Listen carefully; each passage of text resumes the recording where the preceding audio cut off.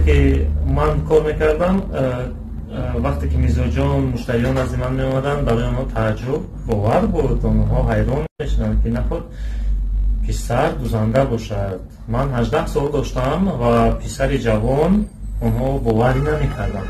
اونها باور نمیکردن که من دختر میتوانم یا نمیتوانم و با یک ناباوری و من لباسهای خود را، متاهای خود را می آوردن، میدادند و بسیار سوال میدادند: از کجا آموختی؟ چه خیلی آموختی؟ در یگان جا باز تحصیل میکنی؟ بسیار سوالات بودند و بسیار با سوالات بودند که اویلای تو زید نیستند؟ آیا اویلای تو میدونند که تو در اینجا کار میکنی؟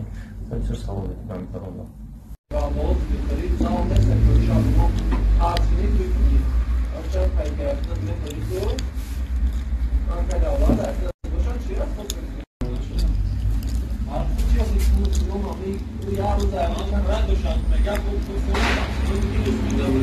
وقتی که من در مکتب رو ختم کردم، من به دانشگاه داخل شدم و در برابر به دانشگاه داخل شدن خود من در بازار رود شریف دکان شدم، دکان دوزندگی، و در آنجا کار میکردم، فعالیت میکردم و مدت 10 سال من در آنجا کار کردم. من کمی هم در دوشنبه کار کردم و باز در وطنی، در سطوح خود که اینجا است، در شهر بختار، در اینجا کار میکنم و ممکن کورس‌های دوزندگی بشویم.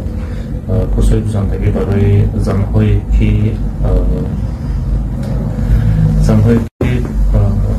در طبقه ما ممکن زنهای پستی سال میخوانند که امکانیت ندارند برای خود، برای کسب انتخاب کردن، امکانیت ندارند که آنها مبلغ داده بیاموزند و من میخواهم در آینده کورس‌های رایگان بشویم که این خیلی زنهایی که